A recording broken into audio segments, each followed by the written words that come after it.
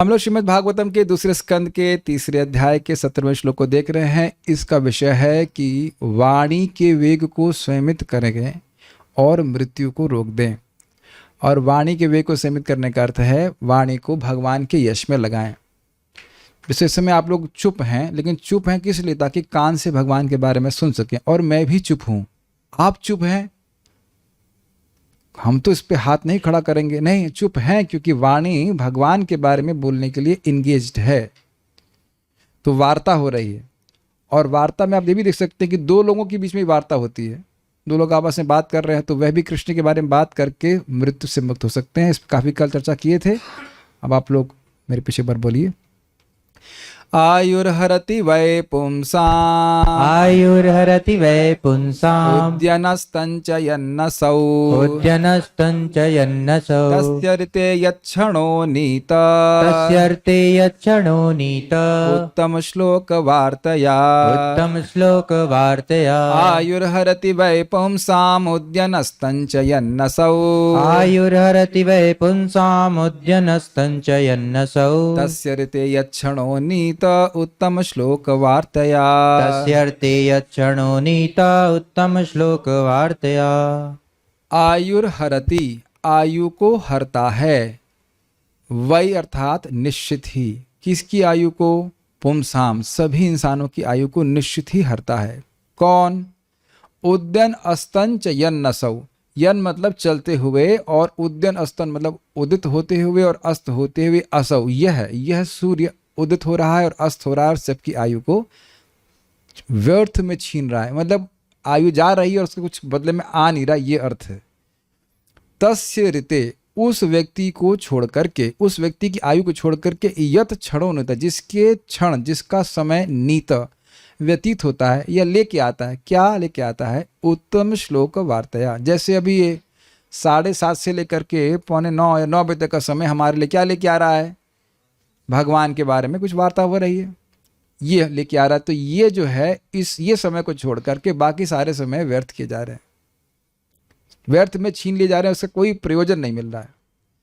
अब इस पे प्रभुपाद जी के तात्पर्य को हम देखते हैं। हाँ, एक बात जरूर बताएंगे जो कल रिवाइज करने वाली बात थी कि अच्छा, कथा सुनने से आयु व्यतीत नहीं होती है, तो जैसे ही कथा सुनना शुरू किया तो व्यक्ति को वृद्ध नहीं होना चाहिए। तो लेकिन भक्त तो वृद्ध होते हुए दिखते हैं, बीमार होते हुए दिखते हैं, ऐसा कैसे? तो उसको एक बार फिर से पढ़ लेते हैं। वो बड़ा अद्भुत पॉइंट्स थे चक्रवर्ती पाद ने बोले थे, और प्रभुपाद जी इसको फिर से बताएंगे। इसको एक बार देख लेते हैं। एक तो आप ये इक्वेशन देख लीजिए। अब्राह्मण को दिया गया दान एक उतना ही आएगा, ब्रह्म बंधु को देंगे तो दुगना आएगा, वेद पाठी को देंगे तो 1 लाख आएगा, और वेद पारक जो है उसको देंगे तो इन्फिनिटी वापस आएगा। एक तो ये था। और दूसरी चीज देखनी है क्या, क्यों भगवान अपने भक्तों का वृद्धावस्था या मृत्यु जगत में प्रस्तुत कराते हैं? आयु तो नहीं बढ़नी चाहिए। आप ये बताइए कि आयु अगर नहीं बढ़ रही होती तो इस हॉल में कितने लोग होते, आप कल्पना नहीं कर सकते।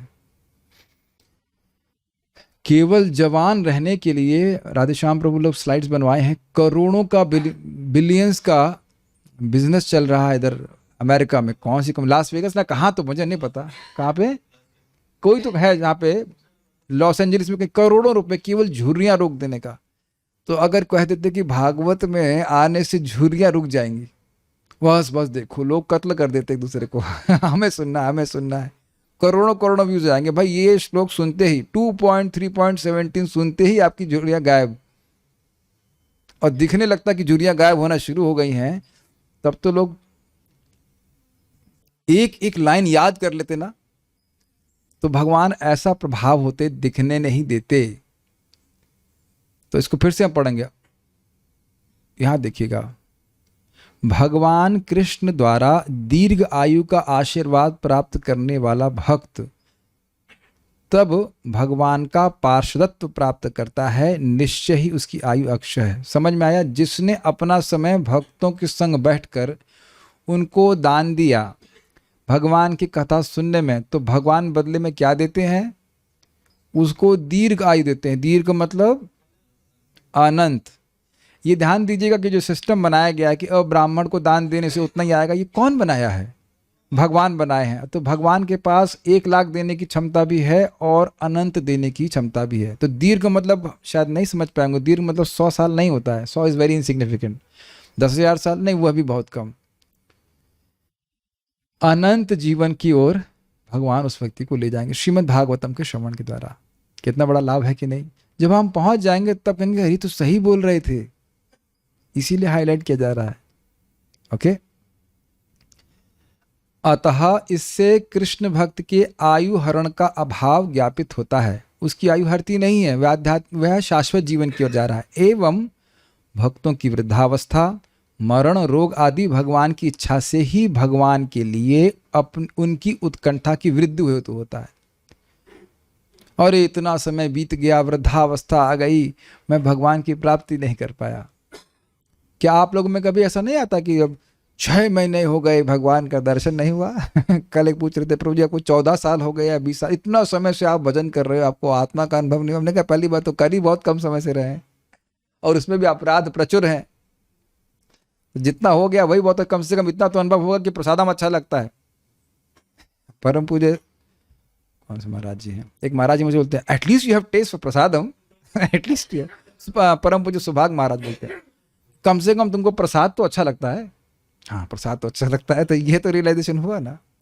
तो कह नहीं हाँ, उत्कंठा की वृद्धि के लिए। दूसरा, अन्यों के मत को नष्ट नहीं होने देने के लिए। क्या अन्यों का मत है? भाई देखो, प्रारब्ध कर्म जब तक आदमी भोगता नहीं है तब तक नष्ट नहीं होते। देखो ये सब जब कर रहे हैं फिर भी बुखार आ रहा है, नाक बह रही है, पेट दर्द हो रहा है, इत्यादि इत्यादि।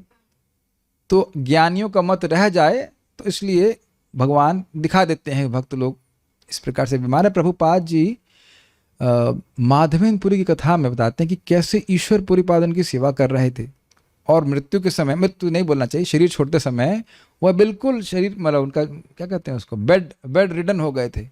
उनका मलमूत्र भी वहीं त्याग रहे थे। तो प्रभुपाद जी कहते हैं कि देखिए शुद्ध भक्त तो हमेशा भगवान के संरक्षण में रहता है, तो इस प्रकार की कठिनाई वह कैसे अनुभव कर सकता है। तो वहाँ लिखे हैं प्रभुपाद जी कि अपने उनके शिष्यों को अंतरंग सेवा करने का मौका मिले, इसलिए नॉट दैट कि वो भगवान के संरक्षण से अलग है। और देखेंगे जगत में कितना लोग बोलते हैं अरे देखो हरे कृष्णा कर रहा है फिर भी दुख मिल रहा है उसको। तो यानी उन लोगों को भक्ति की महिमा डायरेक्ट उनके सामने भक्ति की महिमा छुपी रहे। अब क्यों छुपाना चाहते हैं ये बताइए। कि अगर कोई बहुत बड़ा धन है आपके पास तो पहली चीज क्या करेंगे, तुरंत डोर में लॉक कर देंगे। और ये हमने सुना था, नमो अकिंचन वित्ताय निवृत्त गुण वृत्तये आत्मरामाय शांताय कैवल्य पते नमः। नमो अकिंचन वित्ताय, मैं उन कृष्ण को नमस्कार कर रही हूं। किसने बोला? महारानी कुंती ने। जो अकिंचनों के वित्त हैं, जिनके पास अकिंचन कुछ भी नहीं है, उनके एकमात्र वित्त हैं। और जो जिनके अकिंचन भक्त एकमात्र वित्त हैं। भगवान कृष्ण लक्ष्मीपति हैं, सब कुछ उन्हीं का है, लेकिन वो क्या मानते हैं कि मेरा अगर कुछ है तो मेरे अकिंचन भक्त वही मेरे लिए मूल्यवान है, तो उनको छुपा के रखते। समझ रहे हैं? कल मैं अपनी एक हार्ड ड्राइव छुपा के रख रहा था। हार्ड ड्राइव बहुत महंगी है, बहुत महंगी है। एक भक्त ने स्पॉन्सर किया था, बहुत महंगी है। हम बताएंगे तो लोग आश्चर्य करेंगे, लेकिन बहुत महंगी हार्ड ड्राइव है। External SSD 4 TB, this is very costly. तो तुरंत उसको हमने छुपा के लॉक करके रखा। हमने कहा कोई ले गया, गलती से भी ले गया तो बहुत नुकसान हो जाएगा। तो मुझे तुरंत इस बात पे आया कि ये पॉइंट बताना चाहिए, अकिंचन वित्ताय। बात बड़ी लौकिक सी है कि भाई ये एक्सटर्नल SSD को छुपा के रख दिया, लेकिन एकदम से मैं कि भाई जिसको बहुत मूल्यवान मानते तो छुपा के रख रहे ना। तो इसलिए भगवान अपने भक्तों की रहस्यमय प्रकृति को छुपा के रखते हैं, सबके सामने प्रकाशित नहीं करते। अपने भक्तों की रहस्यमय प्रकृति की रक्षा करने हेतु प्रकट होते। समझ में आई बात? भक्त बाहर से दिख रहा है, दुख भोग रहा है, लेकिन भगवान उसको अक्षय जीवन के लिए लेके जा रहे हैं। कितने लोगों को इस जगत में पता होगा कि भक्त अनंत जीवन की ओर प्रोग्रेस कर रहे हैं? अनंत कृष्ण, क्या लगता है आपको? किसी को पता है जगत में कि आप अनंत जीवन की ओर प्रगति कर रहे हैं? आप नम्र हो, लेकिन आप मानते हो, शास्त्र की दृष्टि तो आप मानते हैं ना कि अनंत जीवन की ओर आप जा रहे हो? Yes yes. आप नाम रहे हैं, मुझे पता है आप नो नो बोलेंगे, लेकिन आप जानते हैं शास्त्र की बात है, जो व्यक्ति नाम उच्चारण कर रहा है, धाम में रह रहा है या भगवान की सेवा कर रहा है, कहीं पे भी रह रहा है, क्या वो अनंत अनंत जीवन की ओर जा रहा है कि नहीं? अरे यस तो बोल दो, शास्त्र से विरुद्ध तो नहीं बोल रहा है ऐसा। अच्छा, ये शास्त्रोचित बात है कि हम या शास्त्र के अनुकूल बात है, इतना बताइए। उचित है, वो धीरे से बोल रहा है। हाँ, ऐसे हमारा थोड़ा रस है। आनंद कृष्ण गलत तो नहीं बोल रहे हैं। भगवान की पूजा, कृष्ण प्रणामी न पुनर्भवाया। अब लोग जो बाहर के आएंगे, ये पगले क्या कर रहे हैं, ये उठना बैठना फिर प्रणाम करना, नहीं क्या कर रहे हैं? लेकिन उनको समझ नहीं आ रहा है कि भगवान कृष्ण को प्रणाम करने वाला व्यक्ति भगवान के पास जा रहा है, और इनको दिमाग खराब हो गया है, इतना तेल बर्बाद कर रहे हैं दीप जला जला करके। अरे एक दिन कर देते, रोज जला रहे हैं, क्या मतलब है? लेकिन वो भी नहीं समझ पा रहे कि कैसे दीपदान अर्पित करके व्यक्ति भगवान के धाम चला जाएगा। समझ पा रहे हैं बात?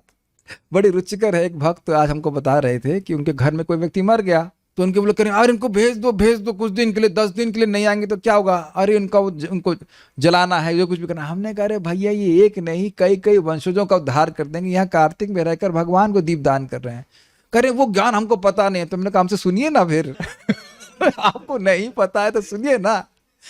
और उसको सुनाई नहीं पड़ रहा था। हमने कहा ऐसा कीजिए, जिस भक्त को जाना था हमने काम कीजिए, फोन ऑफ कर दीजिए, 10 दिन के बाद ऑन कीजिएगा। Be convinced about it. आप समझ रहे हैं कि क्या यहाँ के लोग समझ रहे हैं कि आप यहाँ दीप दान कर रहे हैं और आपके सारे पूर्वज डांस कर रहे हैं, वाह हम मुक्त हो जाएंगे चक्री की कृपा से। चक्री कौन? भगवान कृष्ण। ये सब भगवान छुपा के रखते हैं, नहीं पता ना। ये शास्त्र के वचन है और वैष्णव शास्त्र के वचन है। वैष्णव शास्त्र वैष्णव के संगत में पढ़ेंगे तब विश्वास होगा, और मायावादी लोग तो विश्वास ही नहीं करते उसके ऊपर। प्रमाण जानते हैं ना? प्रमाण है हरिदास ठाकुर जी और गोपाल चक्रवर्ती। एक ही नाम से मुक्ति होती है। एक भावुक को कौन लेके आ गया? हरिदास ठाकुर जी को इनवाइट किया गया हरि नाम की महिमा के बोलने पर, तो कोई बोले हाँ नाम से पाप सब कट जाते हैं ये वो।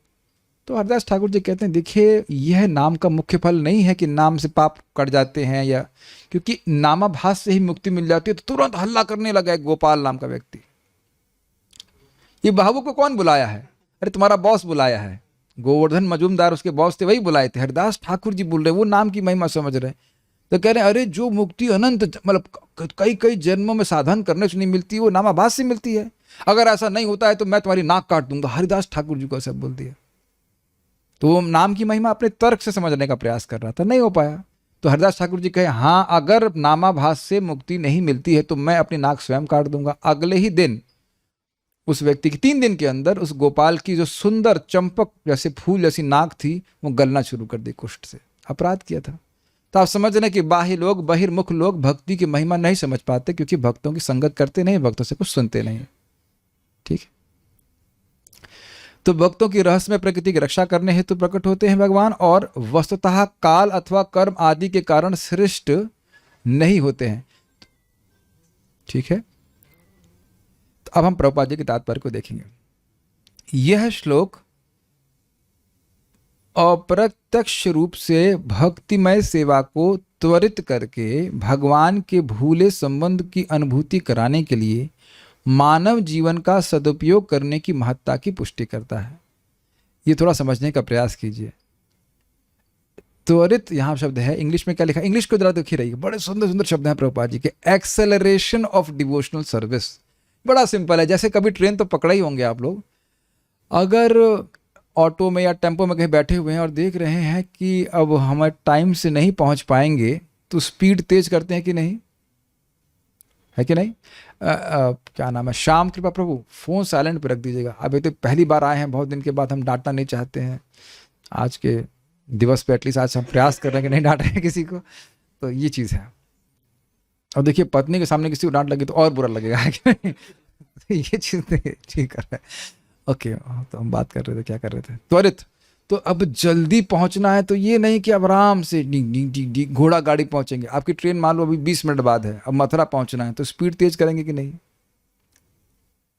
तो कह रहे हैं यहाँ पे, यह श्लोक अप्रत्यक्ष रूप से इनडायरेक्टली भक्तिमय सेवा को त्वरित करके, स्पीड तेज करके अपनी भक्ति की भगवान के भूले संबंधों की अनुभूति कराने के लिए मानव जीवन का सदुपयोग करने की महत्ता की पुष्टि करता है। हम सभी का भगवान से संबंध है, और वो संबंध ढका हुआ है। वो संबंध की अनावृत्ति कैसी होती है?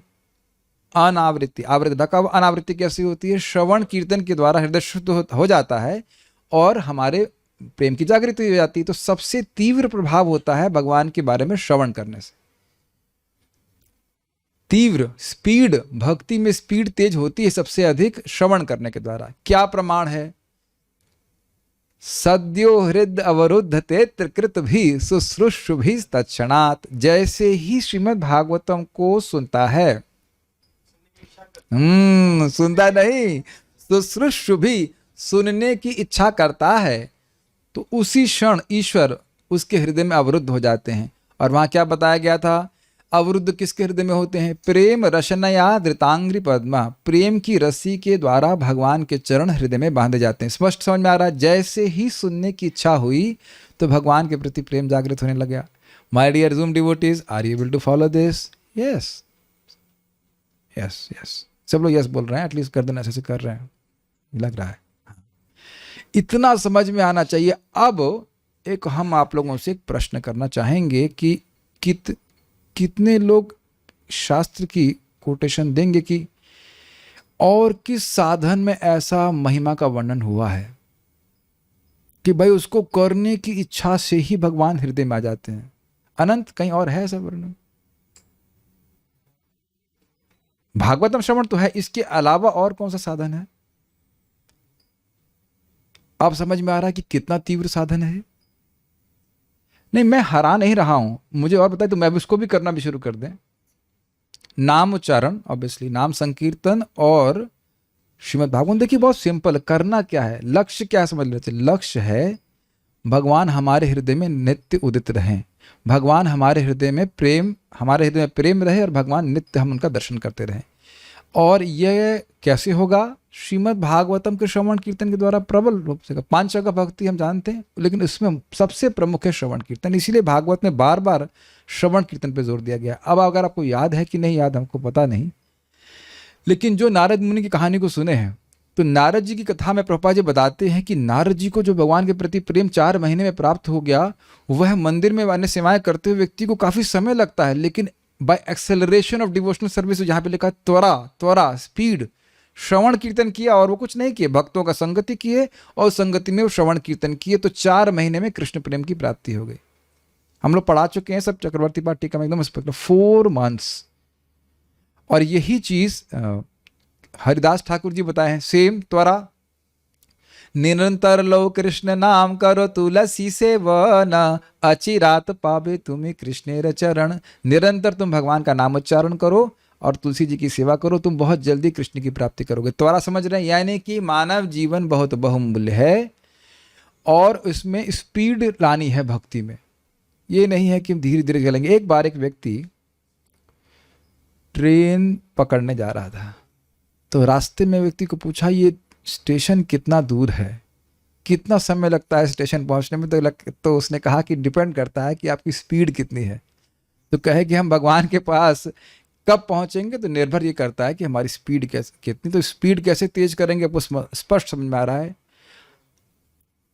श्रवण कीर्तन और भागवत श्रवण। अच्छा, अद्भुत बात यह कि हमें अपनी स्पीड नहीं तेज करनी है देखा जाए तो ऐसा साधन करना कि स्पीड से भगवान हमारे पास आ जाए। कुछ अंतर समझ रहे हैं? मान लो मैं यहाँ चिपका हुआ हूं, हमको लग ही रहा है कि आप चिपके हुए हैं, अब मैं आपके पास नहीं पहुंच सकता हूं, तो आप तो मेरे पास आ सकते हैं ना। यही बात महाराज समझा रहे थे अभी लास्ट प्रवचन में, परम पूज्य वृंदावन चंद महाराज, कि भगवान की प्राप्ति करने में कठिनाई है हमको, लेकिन भगवान को हमारे पास आने में कोई कठिनाई नहीं है।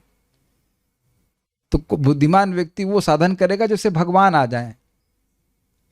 Don't try to see Krishna, serve in a way that Krishna sees you.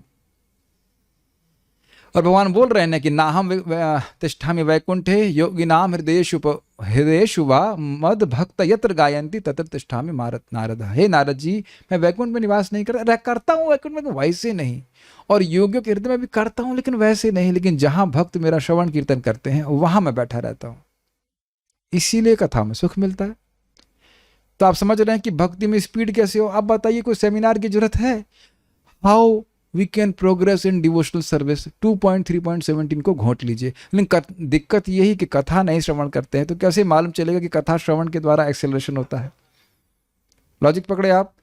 जब भागवत में आएंगी नहीं तो ये कैसे मालूम चलेगा कि भागवत को सुनने की इच्छा से भगवान हृदय में जाते हैं? इसमें आप समस्या हो जाएगी ना। आज एक बड़ी रोचक घटना हुई। भगवत गीता की क्लास में एक भक्त आए, भरतपुर से ही आए, और उन्होंने क्लास के बाद फीडबैक दिया, प्रभु जी कुछ समझ में नहीं आ रहा था। तो गुस्सा तो मुझे आ रहा था कि अब 1-2 साल से सुने नहीं, कैसे समझ आएगा। फिर एकदम से मेरे मन में आइडिया, कृष्ण हिलादनी को आ रहा था ना। एकदम वो शौक हो गया, हाँ उसको तो आ रहा था। हमने कहा आपसे छोटी है ना? हाँ छोटी तो है। आप ही के शहर से है ना? हाँ आप ही के शहर से है। उसको कैसे समझ में आ रहा था? तो गलती टीचर पे मत आरोपित कर दीजिए। 2 साल आप कहीं पढ़े नहीं। मैं मान लो अभी कितने साल हो गए, 2007 में पास हुआ था, 2007 से तो हम पढ़ नहीं रहे आईटी किसमें, अब पहुंच घूमने चले जाए देखें क्या चल रहा है अभी। अब वहां मैकेनिक्स की क्लास चल रही होगी तो क्या समझ में आएगा बताइए? कुछ अपनी तरफ से भी प्रयास करना पड़ेगा कि नहीं? फिर हमने कहा आप साधना कीजिए, भक्ति कीजिए, फिर नियमित रूप से सुनेंगे तब समझ में आएगा। होता है ऐसे? बताइए। तो ये सब आर्गुमेंट मन के हैं। परम पूज्य गौर कृष्ण महाराज का तो बड़ा सुंदर आर्गुमेंट है। उनको भी यही बोले, महाराज जी समझ में नहीं आ रहा है। तो नहीं सुनने से समझ में आने लग जाएगा। ये तो टू मच है। हाँ भाई आप सुन रहे हैं, नहीं समझ में आ रहा, तो अब बंद कर देंगे तो अब तो सारा ज्ञान स्फुरित हो जाएगा ना हृदय में। तो ये सब स्थिति है। सुनना चाहिए, सुनना चाहिए। और ये सुनने, और देखिए प्रपात क्या कह रहे हैं, मानव जीवन का सदुपयोग करने की महत्ता की पुष्टि करता है। इंसान के जीवन में ही भागवत सुन सकते हैं और किसी योनि में नहीं सुन सकते। इस भाग्य को स्वीकार करना चाहिए। कहा गया है कि काल तथा ज्वार भाटा किसी की प्रतीक्षा नहीं करते। फोटो देख रहे हैं आप, time and tide wait for none. इसका अर्थ समझते हैं? घड़ी घूम ही रही, घड़ी, अच्छा तो इसलिए घड़ी रोक देता हूं मैं, घड़ी का सेल निकाल लूंगा। नहीं, घड़ी तो एक सूचक मात्र है। काल रुकता नहीं है, काल आगे बढ़ता चला जाता है कि नहीं? कार्तिक का काल आया, 1000 गुना लाभ उठाया किसी ने, और किसी ने, कोई व्यक्ति सुबह उठ ही नहीं पाया, जो भजन नहीं कर पाया। तो अब देखिए, चाहे गृहस्थी हो, चाहे ब्रह्मचारी हो, चाहे कुछ भी हो, सबका काल एक प्रकार से बीत रहा है कि नहीं? तो अब हम अगर विचार करें, सुबह उठ करके नाम जप कर सकते हैं, भक्ति कर सकते हैं, भागवत सुन सकते हैं, शाम को सुन सकते हैं, और इस तरह से क्या फायदा हो रहा है? हम भगवान की तरफ जा रहे हैं, और बाकी जो हमने बाकी अन्यथा जो कार्य की वो व्यर्थ जा रहे हैं। ये विचार अपने को स्वयं रखना है। बहुत अच्छा बात है। ये फोटो समझ में आएगी सबको? समय नहीं रुकने वाला है।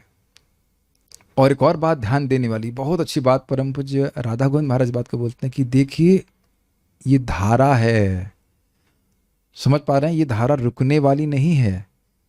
भगवान का भजन नहीं करेंगे तो इसका अर्थ ये नहीं कि अगला जन्म नहीं होगा।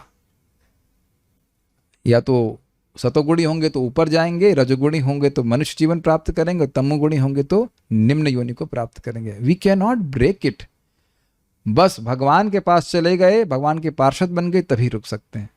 समय नहीं रुक रहा है। ये टाइड वाला बात समझते हैं? आप देख रहे हैं इस फोटो में भी लहरें आती जाती हैं। आप कहो रुको 1 मिनट रुको, मैं अभी जरा बस चाउमीन खा के आ रहा हूँ, वटएवर कुछ खा के आ रहा हूँ। नहीं, वो तो आती ही रहेंगी। They don't wait. उस समय का उपयोग हमने करना है। समय जा रहा है, मनुष्य जीवन का समय जा रहा है। भगवान ना करे किसी के संग ऐसा हो, लेकिन सोचिए कोई व्यक्ति मनुष्य जीवन प्राप्त करने के बाद पशु योनि में चला जाए, उसे याद रहे कि मैं पशु योनि में, सॉरी मनुष्य जीवन था, मैं था, तब कितना दुख होगा। एक सच्ची घटना बताऊं। श्रील प्रभुपाद जी मॉर्निंग वॉक पे गए थे। एक पिल्ला बारंबार प्रभुपाद जी के चरणों के पास आता, फिर वो भक्त उसको दूर कर देते, फिर प्रभुपाद जी के पास आता, फिर उसको दूर कर देते, फिर प्रभुपाद जी के पास आता, फिर दूर कर देते। फिर प्रभुपाद ने कहा इसको आने दो, ये मेरा पतित शिष्य है।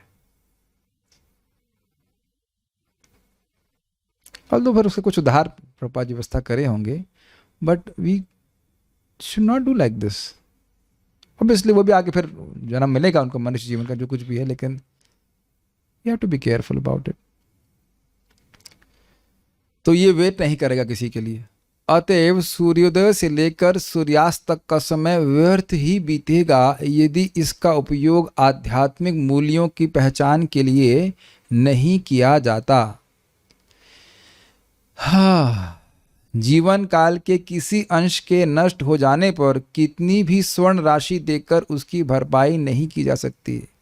सोना देते रहो, लेकिन ये नोट का मैंने कंपैरिजन रखा है। नोट मतलब ये मनुष्य जीवन का जो क्षण है उसको हम धन से कंपेयर कर रहे हैं। तो कितना भी सोना दे दो, हम एक क्षण मनुष्य जीवन का वापस नहीं लेके आ सकते, नहीं लेके आ सकते ना। और हम देखिए उसको कहाँ व्यर्थ कर रहे हैं, ये अपने को विचार करना चाहिए। प्रभुपाद जी बड़ा स्पष्ट कहते हैं, मनुष्य जीवन की बुद्धि का उपयोग धन कमाने के लिए नहीं होना चाहिए। क्या प्रभु जरा साउंड चेक कीजिए। तो क्या हम धन ही नहीं कमाए, प्रश्न बनेगा। नहीं, आप धन कमाइए, लेकिन धन किसके लिए कमा रहे हैं? ताकि भक्ति करने की सुविधा मिल जाए। अब ये नहीं कि हम सुबह उठ ही नहीं पाए, क्लास में आ ही नहीं पाए, तो फिर ये कठिनाई है, फिर हमारा धन जो है वो डिस्टर्ब कर रहा है। प्रभुपाद जी धर्म में इलाहाबाद की शायद कथा बता रहे थे, कहीं की कथा बता रहे थे कि एक साइंटिस्ट था, उसको बड़ा उत्साह था रिसर्च करने के लिए, तो उसका मौका आ गया मरने का। तो कहा बस 4 साल दे दीजिए आप और अपनी रिसर्च हम पूरी कर लेंगे। 4 दिन में मर गया। तो अब ये नहीं कहेगा कि, समय नहीं कहेगा कि भाई इनकी रिसर्च पूरी हो जाए। और उसके बाद में बोलेंगे, परम पूज्य राधाकुंज महाराज बड़ा सुंदर बात कह रहे थे, जब मरना है तो अब एकदम मौका नहीं दिया था, बाथरूम में है तो अभी मरो। दिस इज अमेजिंग ना, वेरी शॉकिंग। कि मान लो कोई बाथरूम में है तो कहे अरे भाई बाथरूम में है, कम से कम थोड़ा स्थिति को समझिए, स्थिति को समझिए। वॉशरूम से बाहर तो आने दीजिए, फिर मार लेना। नहीं, मरो और अभी मरो। मर जाते हैं ना बहुत लोग बाथरूम में। कभी सोचता नहीं व्यक्ति कार्य कर रहा है, कितना मनोयोग से कार्य, नहीं मरो और अभी मरो, तुरंत मरो। नहीं ना, कोई वहां सुनवाई नहीं है। तो यहां पे आप देख सकते हैं कि ये समय वापस नहीं आने वाला, जो भी समय व्यर्थ हो रहा है। धन कमाने में लगे हुए हैं, लेकिन धन के द्वारा मनुष्य जीवन के समय की कमाई नहीं हो सकती है। Got it? नेक्स्ट, जीव को यह मनुष्य जीवन इसलिए प्रदान किया जाता है कि वह अपनी आध्यात्मिक पहचान एवं अपने सुख के स्थायी स्रोत को जान सके। क्या है उसकी आध्यात्मिक पहचान? कि वह जीव का नित्य दास, कृष्ण का नित्य दास है और उसका सेवा का संबंध है, और भगवान के सेवा के द्वारा ही वह सुखी हो सकता है। केशव सका प्रभु, सुबह डाउट क्लियर हो गया। सुख के स्थायी स्रोत को जान सके। अब बड़ा इंटरेस्टिंग है, क्या इस जगत में सुख नहीं मिलता? वह लगता है मिलता है, लेकिन वो स्थायी नहीं है, वो बस कुछ क्षण के लिए होता है फिर गायब हो जाता है। सुतमित रमणी समाजे, बेटों में रमणी मतलब सुंदर पत्नी में और मित्र आदि में व्यक्ति सोचता है कि मैं सुखी हो गया, लेकिन अब देखें कुछ समय के बाद वो गायब हो जाता है। जैसे आप देखिए, मैं उदाहरण देता हूँ, तवा हो ना, गर्म तवा, उसमें 2-3 बूंद आप पानी के डाल दीजिए, कल आप लोग ट्राई कीजिएगा तो याद रहेगा, अब करके उड़ जाता है। तो लगता है कि हाँ आवाज आ जाइए, हो हाँ हुआ, छू छू छू हुआ, उसके बाद सब गायब हो जाता है ना। ऐसे करके व्यक्ति कितने उत्साह से भौतिक संबंध बनाता है ना कि हम बहुत सुखी हो जाएंगे, और उसका देखता है वो सुख कहाँ गया। हमको श्लोक बहुत अच्छा लगता है, जो सब लोग जानते ही हो। परिभ्रम, क्या है वो? परिभ्रमंस न विंदते अर्थान परिभ्रमंस तत्र न विंदते अर्थान मायामये वासनया शयाना। बहुत अच्छा श्लोक, बहुत अच्छा सीख है कि घूम रहा है इधर स्वर्ग वर्ग, ये स्थिति केवल इंसान की यहाँ पे नहीं है, हर जगह घूम रहा है, लेकिन उसको सुख नहीं मिल रहा है। ठीक है, सुख का स्रोत क्या है? रमन्ते योगिनो नन्ते सच्चिदानंद चिदात्म सत्यानंद चिदात्मनि इति राम पदे नासौ पर ब्रह्म अभिधीयते। रमन्ते योगिनो अनंते, योगी जन अनंत सुख में रमण करते हैं, और इसी कारण से सत्यानंद चिदात्मनि, सत्य चिदात्मक जिनका स्वरूप है, उनको, उस पर ब्रह्म को राम शब्द से अभिधीत किया जाता है, इंगित किया जाता है, बताया जाता है कि राम ये है, अनंत आनंद से युक्त। तो उसको समझना चाहिए, इसको नहीं पता है लोगों को। जीव तो, और वह भी मनुष्य, सुख की तलाश में रहता है, क्योंकि सुख जीव की प्राकृतिक अवस्था है। केशव सखा प्रभु, इज इट क्लियर नाउ? सुख की इच्छा करना ये जीव के लिए स्वाभाविक क्यों है? क्योंकि स्वरूपतः वह सुखमय है। सुख और आनंद में ठीक है, अंतर अलग है तो अंतर ठीक। सब एडिटर बनते जा रहे हैं। तो आनंद की खोज करना ये स्वाभाविक है, और इसके लिए आप लोग पढ़िएगा, प्रभुपाद जी का पुस्तक है कौन सी, कृष्ण की ओर, और उसका पहला चैप्टर है सुख की खोज, सच्चे सुख की खोज कि सुख की खोज, सच्चे सुख की खोज। और उसमें बड़ा स्पष्ट बताया गया कि देखिए सच्चा सुख मिलता है, पहले बताइए इंद्रिय सुख कैसे मिलता है। सुख का कंसेप्शन क्या होता है? चेतना, जिसकी जैसी चेतना होती है उसके अनुसार उसका सुख की धारणा होती है, और सुख मिलता कहाँ से? इंद्रियों से। तो जो आत्मा है उसकी स्पिरिचुअल इंद्रियां हैं, वो प्रकट हो जाती हैं, तो वह सच्चे सुख का अनुभव कर पाता है। ये सीधा विज्ञान है। ठीक है, next, the search for happiness, किंतु वह भौतिक परिवेश में व्यर्थ ही उसकी खोज करता है। क्या इसका अर्थ है? जैसे पहले मैंने बताया था, एक एक्सपेरिमेंट था कि भाई यहाँ पे इस रूम में कोई वस्तु है ही नहीं। जैसे मैं एग्जांपल दे रहा हूँ, बड़ा अच्छा, अभी मैं लौट रहा था, कहाँ से, हम लोग गदरवाड़ा से लौट रहे थे, बड़ा इंटरेस्टिंग। मैं साइड लोअर वाले में मतलब सो गया था, और वहाँ पे मैंने अपना चश्मा खोल करके वो जो बैग होता है उसमें डाल दिया, वो जो होता है ना बोतल। अब वो आया टीटी और कहा यहाँ आपका सीट नहीं, अपनी सीट पे जाके आराम कीजिए, हम आके सो गए। अब हम सुबह उठे और देख रहे चश्मा कहाँ गया, चश्मा कहाँ गया, तो भाई चश्मा जहाँ है ही नहीं वहाँ ढूंढ रहे हो, कैसे मिलेगा? अब बड़ी चिंता हुई, अब तो वापस जाऊंगा, अब 1200 रुपये खर्चा होगा। चिंता तो नहीं थी, लेकिन सोच रहा था कि खर्चा होगा। फिर ऑब्वियसली मत्ता स्मृति ज्ञान हम अपोन हम चाह, कृष्ण आइडिया। तो बेटा सोए कहाँ थे रात में? ओ अच्छा ठीक है। तो जहाँ कोई वस्तु है ही नहीं तो वहाँ कैसे मिलेगी? तो जहाँ पे गया तो दिखा रही, तो यहीं पॉकेट में रखा है, मिल गया। ऐसा हुआ आप लोगों के संग कभी? हाँ, ये बात ज्यादा अच्छी है। इसमें आप लगाएंगे मणि ग्रीवा न्याय। ग्रीवा में जैसे मान लीजिए लॉकेट सब लोग देख ही रहे हैं, आप लोगों को भी दिख ही रहा होगा जूम पे, ये लॉकेट आप लोग देख रहे हैं, इट्स कॉल्ड नरसिंह कवच। किसी को यही कौतूहल हो कि ये क्या पढ़ रखा है, इसने पहन रखा है। अब मैं इसको ढूंढने चलूं,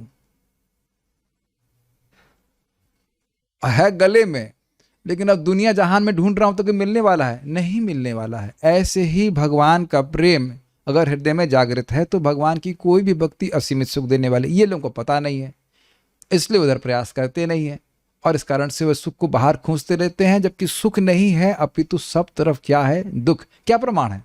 हमको तो नहीं लग रहा है। ये ही संस्पर्शजा भोगा दुख यो नय एवते आद्यंतवंत कौन्तेय नते शुरमते बुधा। जब भी इंद्रियों का संपर्क इंद्रिय विषयों से हो रहा है, फीलिंग बड़ी अच्छी आ रही है, लेकिन वो अच्छा नहीं है, वो दुख का कारण है। उस पर लंबी कथा हो जाएगी, लेकिन अभी इतनी बात सोच ली कि जहां जहां दुख ही भरा है वहां वहां हम सुख का प्रयास कर रहे हैं। तो वो एक प्रश्न बनेगा, फिर इतना दुख है तो दिखता क्यों नहीं है? बड़ा सुंदर एक्सप्लेनेशन महाराज जी देते हैं। परम पूज्य राधा गोविंद महाराज कह रहे थे, इस जगत को दुखालय क्यों कहते हैं? क्योंकि लय है, दुख है, लेकिन दुख एकदम ऐसा कर दिया कि दिखता नहीं है, मिला दिया गया, छुपा के रखा गया है। कितना सुंदर एक्सप्लेनेशन है ना। तो दुखालय में सुख की खोज करना ये मूर्खता है कि नहीं? परिभ्रमंस न विंदते अर्थान, घूमते रहो, नहीं मिलेगा। क्यों? क्योंकि मछली को पानी के बाहर निकाल देंगे तो मछली सुखी नहीं हो सकती है। तो परिवेश जो मछली का है वो पानी का है, उसी प्रकार से व्यक्ति को आध्यात्मिक परिवेश में ही सुख प्राप्त होगा। ये बात समझ में आना चाहिए। It's not that easy for us to digest. सुनने के बाद भी व्यक्ति इसी तरह से कन्विंस रहता है कि हम भौतिक परिवेश में ही सुखी होंगे। Do you agree? आहार निद्रा भय मैथुन के द्वारा ही मैं सुखी होऊंगा, इसमें बहुत कन्विंस है। कितने लोगों ने 1200 रुपए का रूम कभी बुक किया है कहीं बाहर जाकर? 1 2 3, हाँ ठीक ठीक। और उसमें कितना सोचे हैं कि ये बहुत ज्यादा ले रहे हैं? तो उस 1200 रुपए में क्या किया? सोए। समझ गए ना? अब समझ में आ गया कि 1200 तो मैं कम बोल रहा हूं, 4000 5000 तक लोग करते थे। 5000 ना, 12000 12,000 रुपये केशव सरकार प्रभु दे दिए हैं, और यहां देख रहे हैं सुखम मामला 12,000 का 2,000 का फ्रूट्स भी नहीं खिलाते। और हो सकता हो कि 12,000 में भी नींद ठीक से नहीं आई हो। अब आप देख रहे हैं, अब ना आप लोग सब इसको ध्यान नहीं दे रहे हैं। हम लोग अपनी नींद के लिए 12,000 रुपये देने के लिए तैयार हैं कि नहीं? एक रात्रि के लिए कितनी आसक्ति है इसके लिए। देखिए, जो लोग हमको प्रॉमिस कर रहे हैं कि हम डांटना बंद नहीं करेंगे, हम लोग कुछ और एक्सपेक्ट कर रहे होंगे आप लोग। नहीं, अगर लोग देर से जप करते हैं तो समझिए कि हम 12,000 रुपये की माला से जप नहीं कर रहे हैं। हमारी तुलसी की माला मैक्सिमम 250 रुपये की आएगी, बहुत होगा 500 रुपये की। किसी की है 12,000 रुपये की माला, किसी की है भगवत गीता 12,000 रुपये की, और एक रात्रि सोने के लिए 12,000 रुपये तक खर्च करने के लिए तैयार है। आप देख रहे हैं कि हमारी वैल्यूज क्या है। हम सभी की स्थिति ऐसी है। We have to be very careful. We are so much bound up in bodily concept of life. Do you agree? आप लोग सोच रहे होंगे प्रभुपाद की बात हम तो कई बार सुन चुके, लेकिन कर रहे हैं ना। वह भौतिक परिवेश में व्यर्थ इसकी खोज करता है। देखिए, बुरा लगेगा, लेकिन जो भौतिकतावादी जीवन में जी रहा है और भक्तों पे, दोनों पे घटित होगा। ये बता दीजिए कि गृहस्थी से क्या सुख मिला है। और ये मेरे शब्द नहीं है, मुझे बहुत स्ट्राइक किया था ये बात जब परम पूज्य राधारमण महाराज इस बात को बोल रहे थे। इट वॉज वेरी स्ट्राइकिंग, बड़ा इंस्पिरेशनल और बहुत स्ट्राइकिंग, कि गृहस्थी में भी सुख भगवान की भक्ति से ही है। ये नहीं सोचना चाहिए कि गृहस्थी में अपने आप सुख है। और इसको कौन प्रमाणित किया है? भगवान कृष्ण स्वयं माता रुक्मणी से कह रहे हैं कि गृहस्थी में तो केवल दुख ही दुख है।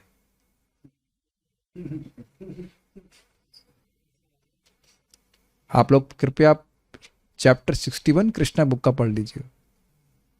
हम अपने मन से कुछ नहीं बोलते, जो बोलेंगे भगवान की बात बोलेंगे आपके सामने। क्या एक लाइन समझ पा रहे हैं? जब गृहस्थी में भी सुख अगर है तो भक्ति के द्वारा है। कुछ सुनाई पड़ रहा है, जो जाने वाले हैं, जो गए हैं, जो बाहर आए हैं, कहीं पे भी सुख भगवान की भक्ति में। इसी को दूसरी तरह से महाराज बोल रहे थे, परम पूज्य वृंदावन चंद महाराज। देखिए, जितना शरण लेंगे उतना सुख मिलेगा। शरण लेना हमेशा गड़बड़ नहीं होता है। जैसे मछली पानी की शरण लेती है तो खुश रहती है कि नहीं? जितना भगवान के शरण में रहेंगे, जितना उनके संपर्क में रहेंगे, सुख ही मिलेगा। We are pretty convinced in the opposite way. Maya यही तो कर रही है कि भौतिक परिवेश के द्वारा तुम सुखी हो जाओगे, जबकि कभी नहीं हुए, आज तक नहीं हुए, फिर भी प्रयासरत है। जीव स्वाभाविक दृष्टि से परम पूर्ण का आध्यात्मिक स्फुलिंग है, और उसका सुख उसके आध्यात्मिक कार्यों से पूर्णतः अनुभव गम्य है। ये हिंदी बड़ी आसानी से समझ में आ गई होगी आप लोगों को। भगवान फायर हैं और हम लोग भी फायर हैं, ये बात समझ में, चिंगारी और बड़ी लौ। लेकिन अब समझना चाहिए, उसका सुख उसके आध्यात्मिक कार्यों से पूर्णतः अनुभव गम्य है। जब वह आध्यात्मिक कार्य करेगा, उसी के द्वारा उसे सुख प्राप्त होगा। ये प्रभुपाद जी कह रहे हैं। भगवान का श्रवण कीर्तन स्मरण करेगा, इसके द्वारा जीव सुखी होता है। भुंजे सेवा सुख। और एक सूत्र बताऊं, जी गोस्वामी जी भक्ति संदर्भ में बताते हैं कि देखिए, अनर्थ निवृत्ति तक रस तो है लेकिन प्रकट नहीं दिखता, और जैसे ही अनर्थ निवृत्ति हो गई और निष्ठा पे आ गए तो आपको प्रकट रस दिखने लग जाएगा।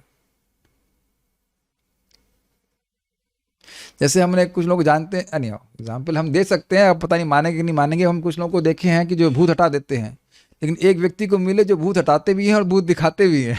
देखो, ये देखो भूत का चेहरा, फिर निकाल देते, प्रकट दिखा देते हैं भूत। हम नंबर नहीं मांगना हमसे, हम खाली बता रहे हैं कि इस प्रकार से दिखा देते, तो और विश्वास होता है ना कि भाई ये है। प्रकट देखने की बात कर रहा हूं, प्रकट देखना। तो इस समय भी कथा में रुचि होती है, लेकिन निष्ठा में प्रकट दिखने लगता है। आप लोगों को भी अनुभव होगा कि जप में कभी कभी एकदम प्रकट सुख मिलता है। प्रकट, हाँ कि हाँ आज जब बहुत अच्छा हुआ, इसको डायरेक्ट। और वो निष्ठा के स्तर पे रोज होगा आपको, रोज, every day. Is quite interesting. परम पूज्य लोकनाथ महाराज सनक सनातन प्रभु को बोल रहे थे, all the struggle Sanak Sanatan Prabhu is only till anartha nivritti, and struggle becomes easier as we progress. और ये एक वन टाइम पेमेंट है। तो जो भी हमारा सुख है वो कहाँ से है? भगवान की सेवा से है, ये समझना चाहिए। We are pretty much the convinced about it, विपरीत में कन्विंस हैं। और माया का यही कार्य है कि हमको कन्विंस करती रहे, नहीं तुम कृष्ण की सेवा, क्या बहुत हो गई कृष्ण की सेवा, अब थोड़ा सा वो कार्य करो जो तुमको वाकई सुख देने वाला है। इस्कॉन वाले तुमको बहका रहे हैं। तो वह क्यों हो रहा है भाई? भगवान से सुख कैसे मिल रहा है? भगवान पूर्ण आत्मा है और उनका नाम, रूप, गुण, लीलाएं, पार्षद तथा व्यक्तित्व सभी उनसे अभिन्न है। Make sense to you? आप भगवान के नाम के संपर्क में आए, रूप के संपर्क में आए, गुण के संपर्क में आए, लीला के संपर्क में आए, उनके भक्तों के संपर्क में आए या भक्तों के गुणों के संपर्क में आए, तो हम भगवान का संपर्क प्राप्त कर रहे हैं। Is it okay? जितनी बार आप भगवान को देख रहे हैं, चाहे फोटो देखें, चाहे मंदिर में जाके विग्रह देख रहे हैं, आप भगवान का संपर्क प्राप्त कर रहे हैं। ये समझ में आया? और इससे पहली वाली लाइन क्या है? उसका सुख भगवान के आध्यात्मिक कार्यों से पूर्णतः अनुभव, यानी कि जितनी बार जीव भगवान का संपर्क प्राप्त करेगा उसको सुख मिलेगा, ये कहना चाहते हैं प्रभुपाद। और वो सब भगवान हैं। मानव के एक बार भक्ति के सही मार्ग से भगवान की उपर्युक्त शक्तियों में से किसी एक के भी संपर्क में आते ही तुरंत उसके लिए मुक्त सिद्धि के द्वार खुल जाते हैं। याद रहेगा फोटो?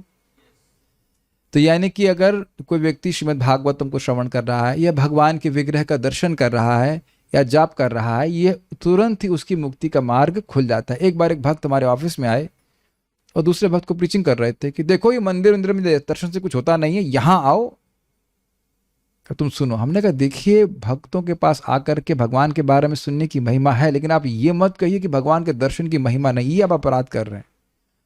मंदिर में जैसे ही कोई व्यक्ति जाता है, आप भक्ति रसामृत सिंधु देखिएगा, उसमें कोट किया गया है, जैसे ही कोई मंदिर में प्रवेश करता है वह मुक्त हो जाता है। भगवान के सामने आने के बाद क्या बचा उसके पास? सारा कचरा साफ कर देते हैं भगवान। एक चीज महत्वपूर्ण है, इसका अर्थ ये नहीं है कि भगवान के दर्शन करने जाना ही नहीं है। आप मेरी बात समझे? भगवान के रूप का दर्शन या भगवान के धाम का संपर्क हुआ, भगवान के नाम का संपर्क हुआ, कथा का संपर्क हुआ, जैसे ही संपर्क हुआ तुरंत ही जीव का मुक्ति का मार्ग खुल जाता है। Immediately it is open. जैसे बड़ा सुंदर फोटो यहाँ पे रखा गया है, जिसने भी रखा है, कि अब इस रूम के अंदर मान लो हैं हम, अब इस दरवाजे को खोल तो दिया गया, दरवाजे को जरा बंद कर दीजिए अपने मन की आंखों से। दिख रहा है फोटो? तो दरवाजे के बाहर क्या है? प्रकाश ही प्रकाश, आध्यात्मिक जगत। और दरवाजा बंद कीजिए तो क्या है? अंधकार ही अंधकार, अविद्या वाला जगत, अंधकार में जगत, तमोगुण, जिसमें व्यक्ति अपने को नहीं देख रहा होता है। और अंधकार में क्या होता है? जो चीज है वो दिखती नहीं है, और जो चीज नहीं है उनका सोच सोच के भय होता है कि नहीं? ये आगे आप देखिएगा, टीका में बताया गया बड़ा सुंदर तरह से। और जैसे दरवाजा खुल गया तो अब इस समय भले ही व्यक्ति रूम में है, लेकिन अब वो मुक्त है। ये बात यहां समझ लीजिएगा।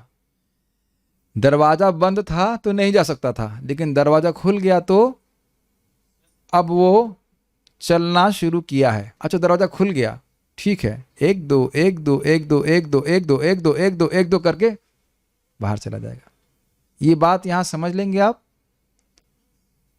इसी को ये समझ लेंगे तो प्रभुपाद जी के तात्पर्य का एंड वाला पार्ट आपको समझ में आएगा कि भक्तों की वृद्धावस्था इत्यादि भी कैसे मुक्ति को ही सूचित करती है। ये बात आपको याद रखनी पड़ेगी कि दरवाजा खुल गया है, कुछ समय वो भगवान की भक्ति मतलब जैसे कर रहा है, करके वह भगवान के पास चला जाएगा। मृत्यु जब आएगी तो बस अब पार हो जाएगा, दोबारा जन्म नहीं लेगा। त्यक्त्वा देहम पुनर्जन्मा, देह त्यागेगा लेकिन दोबारा जन्म नहीं लेगा। न एति मामेति सुवर्जन, वह दोबारा जन्म नहीं लेगा, वो मेरे पास आ जाएगा। अब आप लोगों के बारे में सब ये सब जानते ही होंगे, जो लोग आपके रिश्तेदार हैं वो तो समझ ही रहे होंगे किस प्रकार से अब आप लोग लगे हुए हैं दिव्य चेतना में, और भगवान की भक्ति करके आप लोग मुक्त हो जाएंगे, है ना हिरण भाई? सब समझ ही रहे ना? आपके मामा जी समझ रहे हैं ना? आपके समझ में आया? इसीलिए भगवान छुपा कर रखते हैं अपने भक्तों की महिमा। ठीक है, भगवत गीता 2.40 में 2.40, ये तो सुना हुआ श्लोक लग रहा है ना? हाँ, ये नेहाभिक्रम नाशोस्ति प्रत्यवायो न विद्यते स्वल्पमप्यस्य धर्मस्य त्रायते महतो भयात्। अब जो गीता सुनेगा तब तो समझेगा ना भागवत। ये कौन सा श्लोक बोलते समझ नहीं आ रहा है? आओ जाओ सुनो जाकर के 2.40। नेहा न इह अभिक्रम नाशस्ति, इस भक्ति योग में अभिक्रम का नाश नहीं है। प्रारंभ कर दिया तो नष्ट नहीं होने वाला, और प्रत्यवायो न विद्यते। अब ऐसा नहीं कि पूर्ण नहीं कर पाए तो चलो नरक में जाओ, तुम भगवत प्रेम प्राप्त नहीं कर पाए, अनर्थ निवृत्ति तक पहुंचे, चलो नरक में जाओ, नहीं, वैसा भी नहीं है। स्वल्पमप्य स्वधर्म से, और थोड़ा सा भी किया, थोड़ा कितना, एक बार भी जीवन में किया है, एक बार भी नाम बोला है और भगवान का प्रणाम किया है, स्मरण किसी तरह से भगवान के संपर्क में आया है, तो त्रायते महतो भयात, वह अब निम्न योनि में नहीं गिरेगा। भगवत गीता में भगवान ने ऐसे संपर्कों की व्याख्या इन शब्दों में की है, भक्ति के लिए किए गए प्रयास निष्फल नहीं होते। तो ये बिजनेस में आप सफल होंगे ही। किसी बिजनेसमैन को पूछेगा, उसको बड़ा डर लगता है नया बिजनेस शुरू करने में, लॉन्च करेंगे, प्रोडक्ट बिकेगा कि नहीं बिकेगा। अगर आपको नहीं समझ में आ रहा है तो नेटवर्क प्रभु हमारे शिक्षा गुरु हैं, बड़े चिंता होती है, ये प्रभु जी प्रोडक्ट है तो बिकेगा नहीं बिकेगा, हजार प्लानिंग है कि नहीं, स्वाभाविक सी बात है, बिजनेसमैन चिंता करेगा। तो इस बिजनेस में कोई निष्फल नहीं हो सकता। जो व्यक्ति भक्ति कर रहा है वो प्रगति करते करते भगवान के पास पहुंच जाएगा, लेकिन चलते रहिए। अभिक्रम का नाश नहीं होता है, लेकिन अभिक्रम को रोकने वाले हम स्वयं हैं। अब जब ही करना बंद कर देगा तो क्या किया जाएगा? ऐसे कार्यों का शुभारंभ भी मनुष्य को भौतिक भय के पारावर से उबरने के लिए पर्याप्त है। यानी कि आगे आप सुनने वाले छठे स्कंद में बड़े धुआंधार श्लोक की यमराज जी का दर्शन वो स्वप्न में भी नहीं करेगा।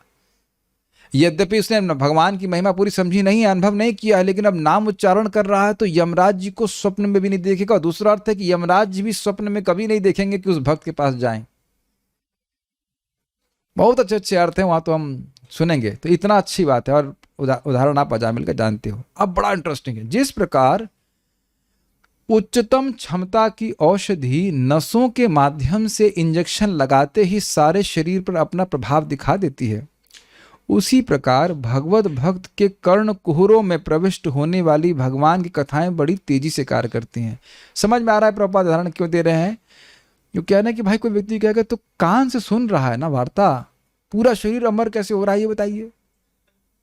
सुन तो कान से रहा है ना, समझ में आया? कान लगा है सुनने में, और पूरा शरीर कैसे, आंखें कैसे अमर हो जाएंगी, और पूरा देह टांग वांग कैसे अमर हो जाएगा, ये हमको समझ नहीं आ रहा है। तो प्रभुपाद जी समझा रहे हैं कि इंजेक्शन लगाते हैं ना, इंजेक्शन तो बहुत छोटे से सिरिंज होती, बहुत पतला होता है ना, 0.1 mm ये बहुत होता है, उसको वहां लगा देते हैं, उसका प्रभाव पूरे शरीर पे दिखता है। तो यहाँ पे इसी प्रकार से देखिए, फोटो कितना सुंदर लगाया गया है, जिसने लगाया था, कि जिसने बनाया है वो तो नेट पे, हम तो खाली कॉपी पेस्ट किए, कितना सुंदर फोटो देखो भगवान ने व्यवस्था करके रखा है। इधर लगा रहे हैं पतली सी सिरिंज, और उदाहरण बड़ा अच्छा दिया जा रहा है, और उधर लोग कथा सुना रहे हैं, और हमारे कान से लोग मतलब भक्त लोग तो भगवान के बारे में सुना रहे हैं, और इधर इंजेक्शन हो रहा है। एक और बात इसमें है, इंजेक्शन प्रारंभ में दर्दनाक होता है, हो सकता हो कथा शुरुआत में थोड़ी कड़वी लगे, लेकिन इसको सहन कर लें और सुनते रहें तो फिर निश्चित रूप से व्यक्ति का बुखार समाप्त होगा। मुझे एकदम अच्छे से याद है, बड़ा इंटरेस्टिंग घटना। मुझे आईआईटी में पास हो गए थे, ठीक है पास हो गए थे, और डिग्री लेने जाना होता है। आप भी अनंत याद है आपको डिग्री, वो काला चोगा पहनाते हैं यमदूत जैसा जो भी है, और ऑप्शन एक ये था कि तुरंत जाके ले लो, और नहीं तो डिग्री 6 महीने या 1 महीने के बाद आएगी। अब उसी दिन मुझे बुखार हो गया था 104। तो मुझे वैसे कोई खास इंटरेस्ट तो था नहीं, लेकिन फिर भी नहीं, जाओ जाकर के ले आओ जाओ। अब हम वो क्या पीमॉल होता है, पैरासिटामोल खाए से कुछ हुआ नहीं, तो तुरंत हेल्थ केयर गए, वहाँ वालों ने तुरंत आकर एक इंजेक्शन ठोक दिया ढक से, आधे घंटे में बुखार समाप्त हो गया। समझ में आया उदाहरण क्यों दिया? वो इतना तीव्र इंजेक्शन था कि तुरंत बुखार को शांत कर दिया। बुखार कहाँ अनुभव करते हैं? पूरे शरीर में। उसके बाद हम काला चोगा पहन करके यमदूत बन करके चले गए वो डिग्री लेने के लिए लेकिन वो जीवन भर याद रहेगा कि एक इंजेक्शन लगाया और तुरंत उसका प्रभाव हुआ। तो इंजेक्शन कहाँ लगाया गया? बहुत कहीं भी लगाया गया, हाथ में लगा, कहीं हमको याद नहीं आ रहा है, लेकिन उसका प्रभाव पूरे शरीर पर हुआ कि नहीं? तो कह रहे कान लगा है और उससे पूरा शरीर, पूरा व्यक्ति ही अमर हो जाएगा। प्रमाण क्या है? श्रुतिगत तनवांग मनो भी, अपने तन को, अपने मन को, अपनी वाणी को,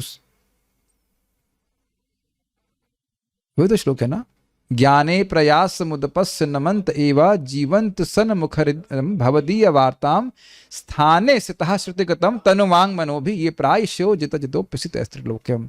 ज्ञान के प्रयास को छोड़ करके भक्तों के द्वारा जो बहुत मुखर हैं, बोलते बहुत अधिक हैं भक्त लोग, कि भगवान का यश बोलने में उत्साह होता है, तो अपने स्थान में स्थित रह करके जो भगवान के यश को सुनता है और अपने तन, अपने मन और वाणी को इसमें लगाता है, तो वह भगवान जो अजित हैं, जो प्राय किसी के द्वारा जीते नहीं जाते, वह उनके द्वारा जीत ले जाते हैं, और वो भक्त भगवान के द्वारा जीत ले जाता है। बहुत लंबी व्याख्या होगी, लेकिन इसी को महाप्रभु ने कहा ये तो है, ये है साधन। क्या साधन है? श्रुतिगत होना, कानों को भगवान की सेवा में लगाना।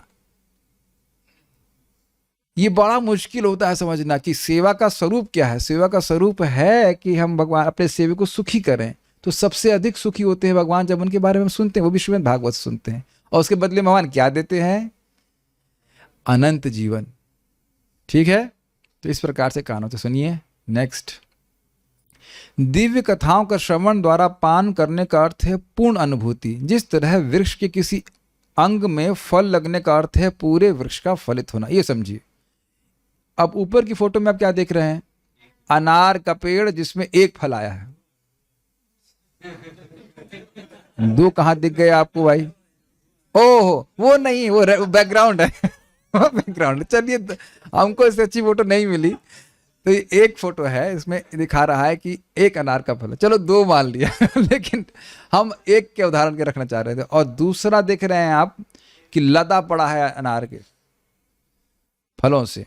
तो कहने का अर्थ यह है कि इस पेड़ पे अगर एक फल भी आ गया तो आप कहेंगे कि भाई ये पेड़ फलीभूत हो गया कि नहीं।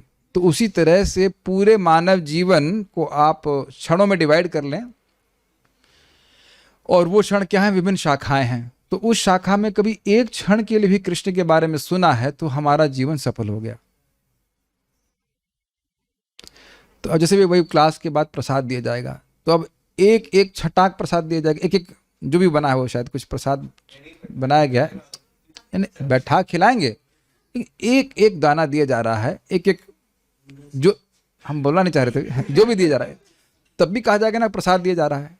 लेकिन आप कहेंगे नहीं, तृप्ति नहीं हो तो पूरा कुछ, आहा, यजमान का आटा, यजमान का घी, शाबाश शाबाश बाबू जी, थोड़ा शाबाश, और लाओ भाई और लाओ, ऐसे करेंगे कि नहीं? तो अब कैमुत होगा कि नहीं कि अभी एक फल से इतना बड़ा लाभ मिल रहा है, तो क्यों ना हमारे पूरे पेड़ को लाद दिया जाए।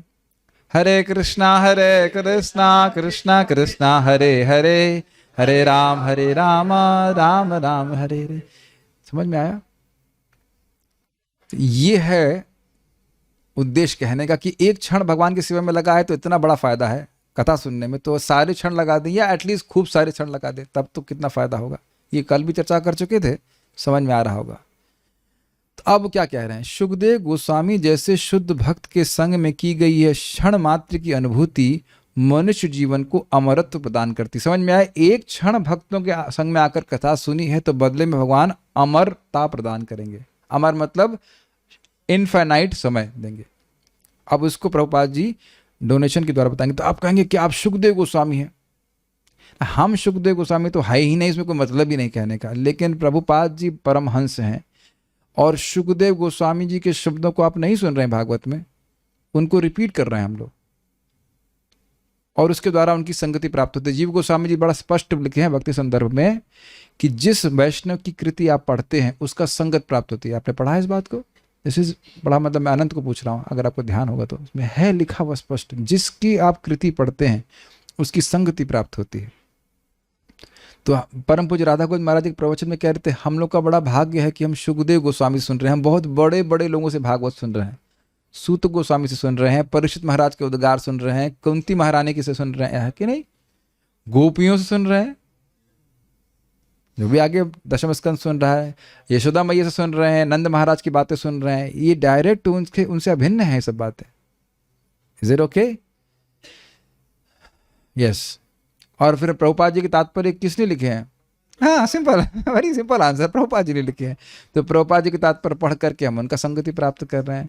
विश्वनाथ चक्रवर्ती ठाकुर जी की टीका पढ़ रहे हैं, तो किसकी टीका? सॉरी, उनका उनकी टीका पढ़ रहे हैं, उनका संगत प्राप्त हो रहा है। श्रीधर स्वामी टीका पढ़ रहे हैं, उनकी संगति प्राप्त हो रही है। उपलब्ध कराए हैं उस प्रकार से। तो कोई जीवन भर लोग संदेही करते रहते, शुद्ध भक्त कहाँ मिलेगा, कहाँ मिलेगा, चिराग लाओ चिराग लाओ। चिराग लेके ढूंढने से नहीं मिलेगा, स्पष्ट है। ठीक है? तो प्रभुपाद जी, अगर आप लोगों के पास समय हो, प्रभुपाद जी इस श्लोक पे बोले हैं 2317 पे 2 लेक्चर हैं, और प्रभुपाद स्पष्ट बोल रहे हैं कि यदि आप श्रीमद् भागवतम पढ़ते हैं, भगवत गीता पढ़ रहे हैं, भगवान जप कर रहे हैं, तो आप मर नहीं रहे हैं। हम मर नहीं रहे, अमरत्व को जा रहे हैं। इस प्रकार सूर्य शुद्ध भक्त की आयु को चुरा नहीं पाता। समझ में आया विज्ञान क्यों नहीं चुरा पाता? वह श्रवण कीर्तन में लगा हुआ है, तो उस श्रवण कीर्तन का लाभ भगवान किस प्रकार से देंगे? अनंत जीवन के रूप में देंगे। तो सूर्य कैसे चुराएगा बताइए? ठीक है, इसे इंटरेस्टिंग है, वेरी इंटरेस्टिंग। कोई व्यक्ति बड़ा समर्थ डाकू है, हर लेगा। बेटा हरोगे तब ना जब जेब में रखा होगा, तो हम जमा कर दिए बैंक में, है कि नहीं? निकालो जो तुम्हारे पास पैसा है। देखिए कुछ नहीं है, कुछ नहीं है, करते हैं कि नहीं? और वो क्या करता है बुद्धिमान व्यक्ति? वो बैंक में पैसा जमा कर देता है। ये तो बहुत सुंदर बात समझ में आ रही। करते हैं कि नहीं बुद्धिमान लोग? भाई ज्यादा कैश लेके नहीं घूमो। क्यों नहीं घूमो? जो समर्थ है, चोर डकैत तो छीन लेंगे, लेकिन जब कुछ है ही नहीं तो क्या छीनेंगे? लेकिन क्या आपके पास नहीं है? Got it? है, और कहां जमा किया जा रहा है? भगवान के अकाउंट में जमा किया जा रहा है, कृष्ण बैंक। यस। इस प्रकार सूर्य शुद्ध भक्त की आयु को चुरा नहीं पाता, क्योंकि भक्त भगवान की सेवा में लगा रहकर अपने जीवन को शुद्ध कर लेता है। तो सेवा का स्पेशल अर्थ है श्रवण कीर्तन करना। मृत्यु शाश्वत जीव के भौतिक संदूषण का लक्षण है। यह समझा सकता है कोई? क्या संदूषण है जिसकी वजह से व्यक्ति को बार बार मृत्यु प्राप्त करना पड़ेगा? हम सब लोग शाश्वत जीव हैं। हमारा बर्थडे कब है? कभी नहीं। याद कीजिए, श्लोक याद आ रहा है आपको? नात्वेवा हम जातु नासम न त्वं नेमे जनाधिपा न चैव न भविष्यामः सर्वे वयमतः परम। ऐसा कोई समय नहीं था अर्जुन कि तुम नहीं थे, मैं नहीं था, और ये सभी राजा नहीं रहे हैं, नहीं थे, और ऐसा कोई समय नहीं रहेगा कि तुम नहीं रहोगे, मैं नहीं रहूंगा, और ये सब लोग नहीं रहेंगे। सब लोग रहने वाले हैं। तो फिर मृत्यु क्यों प्राप्त हो रही है? तो ये भौतिक संदूषण है, वासना, भौतिक वासना। वासनया शयानः, वासना के कारण व्यक्ति बारंबार शरीरों को प्राप्त कर रहा है। और जातस्य ही ध्रुवो मृत्युर्ध्रुवम जन्म मृतस्य च तस्माद् परिहार्यार्थे न त्वं शोचितुमर्हसि। आप लोग तो बड़े संस्कृत में तेज हो गए, वेरी गुड, सारे श्लोक याद हैं। तो आप जान रहे हैं कि जिसका जन्म होगा उसकी मृत्यु ध्रुव है। तो करना क्या है? जन्म नहीं होने देने का प्रयास करना है। और वो क्यों हो रहा है जन्म? वासना के द्वारा। तो वासना कैसे जाएगी? हरि कथा से। Got it? ठीक है, कुछ समझ रहे हैं? उदाहरण, इंजेक्शन लगता है तो वायरस समाप्त हो जाता है या बैक्टीरिया समाप्त हो जाते हैं। तो कृष्ण कथा का इंजेक्शन लगता रहेगा तो वासना जाती रहेगी। और क्या प्रमाण है? आप कथा सुन रहे हो, ये प्रमाण है। Got it? अगर वासना नहीं गई होती तो कुछ और कर रहे होती नहीं, क्योंकि अगर वासना है तो उसके अनुरूप कार्य भी कर रहे हैं। Do you agree? मान लो इस जो प्रवचन में नहीं आया, विद ऑल ड्यू रिस्पेक्ट, अगर वो भक्ति नहीं कर रहा है तो कुछ इच्छा है ना जिसको लेके वो कार्य कर रहा है, जो उसको उस कथा से अधिक महत्व दे रहा है। तो ये वासना ही गायब कर देती है कृष्ण कथा। इसी संदूषण के कारण जीव जन्म, मृत्यु, जरा तथा व्याधि के नियमों के अधीन हो जाता है। नोट यहाँ पे दिया गया, यह संदूषण है भोग की वासना। जब तक वासना रहेगी तब तक जन्म मृत्यु का चक्र चलता रहेगा। सब लोग समझ रहे हैं इस बात को। जैसा कि श्रीला विश्वनाथ चक्रवर्ती ठाकुर ने उदाहरण दिया है, दान जैसे पुण्य कर्म की भौतिक रीति की संस्तुति स्मृति शास्त्रों द्वारा की गई मनु संहिता में। कल पढ़ाया गया था इस बात को। सुपात्र को दान में दिया गया धन अगले जीवन के लिए सुनिश्चित बैंक बचत जैसा है, इसकी व्याख्या की गई थी कल। तो दान जो है वह खर्चा नहीं है, वह इन्वेस्टमेंट है। ठीक है, ऐसा दान ब्राह्मण को दिए जाने की संस्कृति है। ऐसा नहीं कि कहीं भी दान दिया जाए। जैसे खेती हम रेगिस्तान में जाके नहीं करते हैं। प्लांट लगाया, क्या कर रहे हैं आजकल? प्लांट लगाया है। कहाँ लगाया? रेगिस्तान में। रेगिस्तान में प्लांट नहीं लगाते। यदि यह धन अब्राह्मण यानी ब्राह्मण गुणों से विहीन को दान में दिया जाता है तो वह उसी अनुपात में अगले जन्म में वापस हो जाता है, तो नुकसान नहीं होगा। जो कुछ भी दिया है वापस आ जाएगा। यदि यह धन अर्ध शिक्षित ब्राह्मण को दिया जाता है तो भी यह दुगना होकर लौट आता है। ब्रह्मबंधु ठीक से पढ़ाई नहीं किया, बेचारा फेल हो गया। किंतु यदि यह धन पूर्णतः योग्य ब्राह्मण को दिया जाता है तो वह सैकड़ों हजारों गुना होकर के वापस मिलता है। सैकड़ों हजार मतलब दोनों को मल्टीप्लाई कर देंगे, शत सहस्त्रम शब्द था तो 1000 into 100 is equals to 1 lakh, 1 lakh गुना होकर वापस आता है। यदि यही धन वेद पारग, जिसे सचमुच वेदों के पथ की अनुभूति हो चुकी है, उसको दिया जाए तो वह असंख्य गुना होकर मिलता है। अर्थात वेद पारग का अर्थ क्या हुआ? जो वेद को पार कर गया, वेद पार ग, जो वेदों को पार कर गया है। और वेदों का पार कर गया मतलब वेदों के निष्कर्ष को समझ गया है। निष्कर्ष क्या है? भगवान को समझना। Very good. और भगवान को कैसे समझ सकते हैं? भगवान का भक्ति करके। तो जो भक्तों को दान देता है उसका दान असंख्य रूप से वापस आता है। तो अब ये बात समझ गए, भक्तों के संग में आकर कथा श्रवण करने का अर्थ है कि अपने समय का दान भक्तों को देना। और आप देख रहे हैं कि आप किसी को कथा के लिए बुलाइए तो क्या बोलता है? इतना टाइम हमारे पास नहीं है। ये शब्द विचार कीजिए। कोई कहे 100 रुपए दे दीजिए, हमारे पास आपको देने के लिए 50 रुपए भी नहीं है, चवन्नी नहीं है।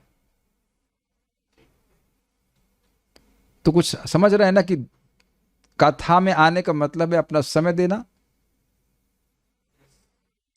अब तो सारी बात समझ में आ गई। जैसे दान देते हैं तो इन्फिनिट वापस आएगा, धन आएगा तो कहते हैं अपने समय दिया वह समय भी असीमित रूप से वापस आएगा। Got it? इजी है या इजी है? ये लोग समय देख रहे हैं, समय देख रहे हैं। ठीक। वैदिक ज्ञान का चरम लक्ष्य भगवान कृष्ण की अनुभूति है, जैसा कि भगवद गीता में कहा गया है, वेदैश्च सर्वैर अहम एव वेद्यः। स्पष्ट समझ में आ गया? तो वेद को पार करके समझना क्या है? कृष्ण को समझना है। तो वही वेद पारग व्यक्ति है जो भगवान का भक्त है, कि भक्ति के द्वारा भगवान को समझा जा सकता है। दान में जो भी धन दिया जाता है उसके लौटने की गारंटी है, चाहे उसका अनुपात जो भी हो। तो दान देने में कोई कठिनाई नहीं होनी चाहिए। इसी प्रकार शुद्ध भक्त की संगति से भगवान की दिव्य कथाओं के श्रवण तथा कीर्तन में बताया गया एक क्षण शाश्वत जीवन या भगवत धाम लौटने की पूरी गारंटी। तो प्रभु जी ये आपने पहले क्यों नहीं बताया? एक क्षण ना, चलो हो गया, एक क्षण दे दिया प्रभु जी, हो गया। एक क्षण ही बहुत है। तो ये कैमुत्य लगाना चाहिए। जब एक क्षण का इतना फायदा है तो सारे क्षण क्यों नहीं लगा देना चाहिए, खाने पीने को छोड़ करके। मद धाम गत्वा पुनर्जन्म न विद्यते, भगवद गीता की बात बोल रहे हैं कि भगवान के धाम चला जाएगा, वापस नहीं आएगा। ठीक है। दूसरे शब्दों में भगवत भक्त को शाश्वत जीवन की गारंटी रहती है। This is nice. पहले भी बोल चुका हूं, फिर बोल रहा हूं कि हम सब लोग भगवान के पास जाएंगे। क्या आपका प्रवचन वहां भी चलता रहेगा? माय डियर डिवोटीज, वहां तो माइक की जरूरत भी नहीं पड़ेगी। हम आपकी क्लास में नहीं आएंगे, हम प्रभुपाद जी क्लास में जाएंगे। ठीक है, तो मैं भी चलूंगा, दिक्कत नहीं है। लेकिन अब इंटरेस्टिंगली ये शक्ल नहीं देखनी पड़ेगी। It may be different and you will also look different, लेकिन सब वहीं मिले। प्रभुपाद बोले ना, we have ISKCON and spiritual world also. Shocked? Shocked? Amogh दृक प्रभु को शॉक लग गया। अब हाथ से बोतल छूट गई। ठीक है। अब लास्ट, इस जीवन में भक्त का बुढ़ापा या रोग ऐसी गारंटी युक्त शाश्वत जीवन के लिए प्रोत्साहन मात्र है। ये समझ में आया? ये समझने का प्रयास कीजिए। उसी फोटो से दरवाजा खुल गया, अब जैसे जैसे दरवाजे के पास जा रहा है तो वो उत्साहित हो रहा है कि वह पार हो जाएगा। ये उदाहरण आप समझना कि जिसमें एयरपोर्ट में कभी हवाई जहाज में बैठे होंगे, वो बड़ा सुंदर समझ है। जो लोग भी बैठे होंगे समझ पा रहे हैं मैं क्या कह रहा हूँ, कि आप बैठे वेट कर रहे हैं, इतने में जब हवाई जहाज आ जाता है तो तुरंत आपको बिल्कुल सुंदर अनुभूति होती है कि ये दरवाजे खुल जाते हैं, फिर आप उस पर प्रवेश करते हैं, बैठ जाते हैं, वहां से उड़कर चले जाएंगे। ट्रेन का तो एग्जाम्पल आप देख ही रहे हैं, लेकिन हवाई जहाज वाला एग्जाम्पल बहुत अच्छा है। याद स्मरण कर लीजिएगा, भीष्मदेव के बारे में लोग सोच रहे हैं कि वे तो ब्रह्म में लीन हो गए या मर गए, लेकिन भीष्मदेव भगवान की लीला में प्रवेश कर गया। सो हैंग ऑन, श्रीमद् भागवतम को सुनते रहिए। इसी प्रकार से अपने जीवन को एडजस्ट कर लीजिए कि हम कृष्ण को भूल न सकें और जन्म मृत्यु के हम लोग पार जा पाएंगे। I just see there some questions और सम कमेंट्स।